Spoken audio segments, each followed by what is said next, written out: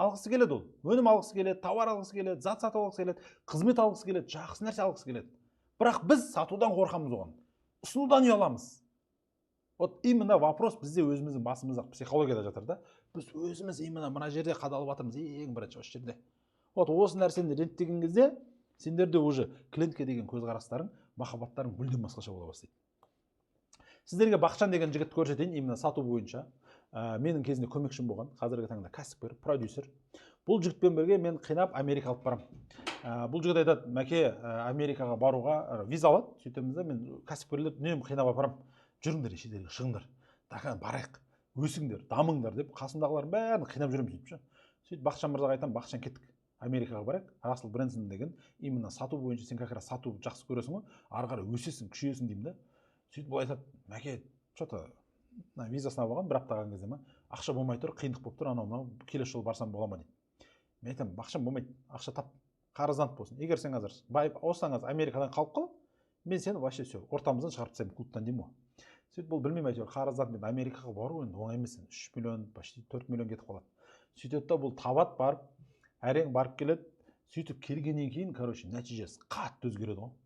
Уже YouTube арқылы 60 000 кітап сатады. Ақша күшейе бастайды. Kia 5 ала бастады. Одан кейінгісі үйін өзгертті, нормальный жерге тұра бастады, шетелге шыға бастады. И сол кезде айтамын, Бақытжан, не өзгерді, не әсер етті деп.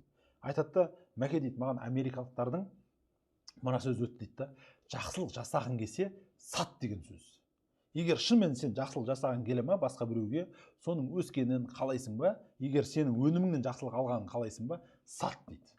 Бізде сату деген жаман нәрсе ол, біреуге тығып қалау, оны алдау. Сату мен жаман нәрсе, біреу бірдеңе істеп жатса, өзіміз ана қысылып тұрамыз ана жерде. Іштегі бір жаман нәрселер пайда болып, анадан бір қинап ақшасын алып қойып жатқан сияқты сезімде болады да. Жоқ, олай емес қой, адам деген жақсы көреді, адам алғысы келеді, адам не істегісі келеді, ол уже бір приятно жасағысы келеді өзіне. Сондықтан американдықтардың күшті сөзі бар. Жақсылық жасағың келе ма, сату керексің сен. Вот сол кезде ғана сен жақсы жасайсың. iPhone-ның мықты екендігін сендер қайдан білесіңдер? Тек сатып алған кезде ғана уже біз түсінеміз ғой, что оны сату керек екенін. Вот түсініңіздер, вот осы нәрселерді түсінген кезде кәсіпкер өз өнімін жақсы көріп, өз өнімін бағалап, өз өніміне сенген кезде ғана ақша тұрақты келеді. Ақша көп келеді. Ақшадан нәрсе басталады. Вот осы нәрсе. Красавчик Арнат. Дұрыс, молодец. Инсайт толсын басыңа. Енді қараңыздар, сату бөлімінің жемісі ретінде мен айтайын. B2B, B2C деген бар. Бағанадан бері айтып жатырмын, сату жақсылық жасау дейді. B2C, B2B деген бар. Яғни, бұл біз маркетингті, сатуды әрқайсысын әртүрлі жасауымыз керек. Сенің клиенттерің оптовиктер, немесе компаниялар болса, оған сразу біздің анау таргет дегендер жүрмейді көбінесе. Олармен сөйлесу.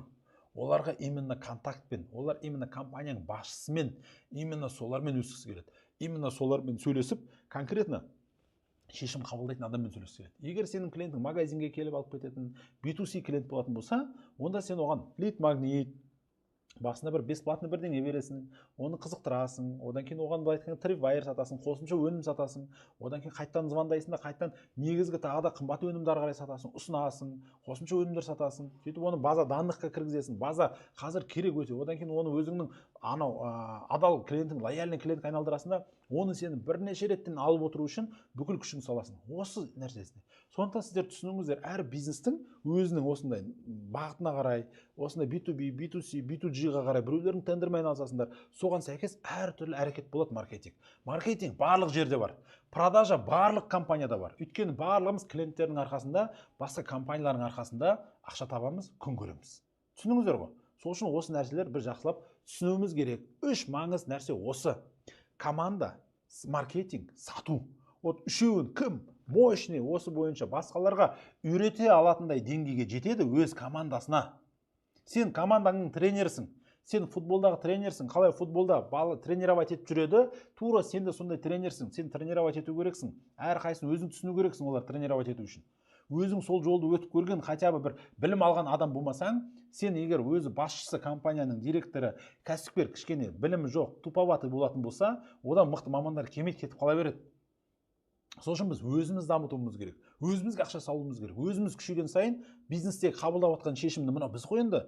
Ақша саламыз, таргет жібереміз ба, оның ақшасын қалай жаратамыз. Барлығы біздің қабылдап жатқан шешімдерімізден туып жатқан нәтиже. Сіздің бүгінгі күніңіз сенің кешегі қабылдаған шешімінің нәтижесі. Біздің бүгінгі қабылдап жатқан шешім ертеңінің уже нәтижесін алып келеді.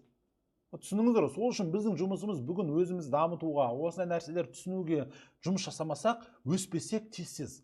Ол нәрсе болмайды.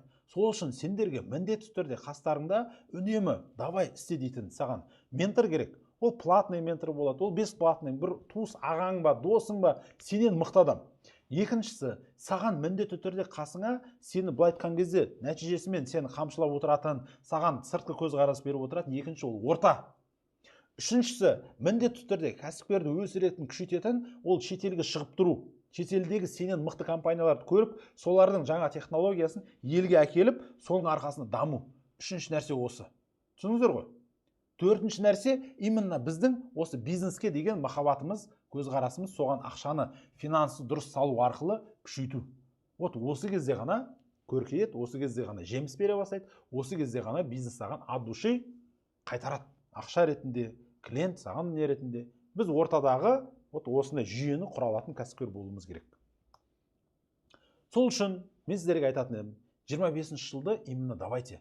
Соңғы уақыт қалды. Қанша? 3 ай емес, 2,5 ай қалды ма? Несі бойынша?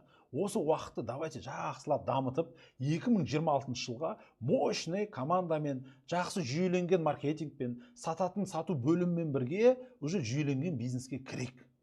Өздеріңіз дамытыңыздар, пожалуйста. 2026 жылға дейін уже аз уақыт қалды. Жылдың соңы нағыз ақша табатын уақыт қазір. Қазір мерекелер келе жатыр. Қазір кәсіби жұмалар келе жатыр. Қазір нағыз адамдар эмоциональный жаңа жылдың алдында бетіп, құлпырып, ең көп ақша жұмсайтын уақыты келе жатыр. Қазір кәсіпиде болсын, қай жақта болсын, сауда күшейеді. Осыны пайдаланып, қазір не істеуіміз керек біз? Тез ақша жасап қалуымыз керек. Чтобы 2026 жылы отырмас үшін, болмай қалды, ондай дайындық бар жерде, детально дайындық бар жерде, кәсіпкер еңбектенген жерде, ол жерде нәтиже болады. Тапқыларың келе ме көп ақша? 2026 жылға нормально болып кіргілерің келе ме? Нормально немен кіргілерің келе ме? Онда давайте 2025 жылдың соңғы 2,5 айын газды басыңдар қазір. Жақсылап қазір табыс табуға күшті жұмсаңдар. Командаларға мотивация беріңдер. Давайте жылды әдемі аяқтайық, жылды күшті аяқтайық деп бір-біріңе қолдап сөйтіп күшейтіңдер. Сол кезде ғана өсу болады. Енді білмеймін ғой, 2025 жылды қалай өткіздіңіздер? Пландарыңыз орындалды ма, орындалмады ма? Қазір уже көңілдеріңіз толып жатыр ма? Жақсы кетіп жатыр ма? Мүмкін елі көңіліңізден шықпай жатыр ма? Бір жерін дамыту керек па? Әркімдік әртүрлі. Сол үшін мен сіздерге айтатын едім. 2025 жылды от души қазір до конца газды басыңыздар. Себебі 2026 жыл мына айтып жатыр, Атамекен телеканалы жаңа әртүрлі қорқытып жатыр қазірше. Ой, андай болып қалады, күрделі болайын деп жатыр, мынандай болайын деп жатыр, қазір мынандай келді. Құдай сақтасын.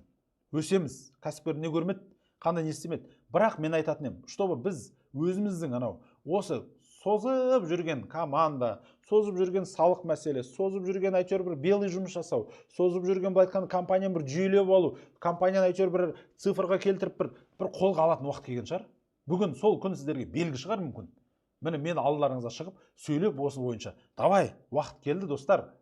Қимылдаңдар деген нәрсе болып жатқан шығар. Сондықтан давайте 2026 жылға мощно кіруге бәрімізге Алла нәсіп етсін, Сол менің басынан бері именно жіберген нәрселерім бірі, достар, именно қателік жобаларымдағы бөлімдердің бір-бірімен дұрыс цель қоймауым. Яғни мен ойладым, маркетинг тек қана бөлеу, и командада бір-бірін дұрыс біріктіруді үйренбеппін мен. Менің жұмысым адамдарды танып, біріктіріп, цель болып, өзім именно лидер болуым керек еді менің баяғыдан. Мен өзім компанияның басшысы ретінде, менеджер ретінде, директор ретінде, кәсіпкер ретінде менің жұмысым солармен тығыз жұмыс жасап, клиенттерге көңіл бөліп, командамды бір-бірімен жаңағыдай бағыттап, сол лидер ретінде болсам, бәрі жеңіл болатын еді баяғыдан бері. Просто ол өзім дамытпағанның, өзімнің былай айтқан кездегі 13 жыл осы нәрселерге кетірдім, осы нәрсе қателіктің бәрін жібердім. Сіздер сол қателіктерді қайталамаңыздар деймін, достар. Жақсы ма? Сондықтан менің айтайын дегенім, 100 миллион тапқанға дейін сенің фокусың именно команда, маркетинг, сату болу керек. Сен осы уақытқа дейін тек осы 3 нәрсеге фокусыңды от души бөл, басқа нәрсеге бөлме. Оған дейін сен айтқанға дейін операционкадан кетем деп ойлама. Біздікілер қалай? Сразу қазып алып, кішкене ақша тапса болды, тапсырып кеткісі келе береді. Міне, давай, мен қазір кеттім, қазір келем дейді да. Әлі байғұс тұрып үлгерген жоқ әлі, қатайған жоқ бұлшықеттері, сүйектері бизнестің. Оның оказывается өзінің кезеңдері бар екен. Ең бірінші көрсетейінші сіз бұнда жарайсыздар ма? Ең бірінші болады кәсіпкер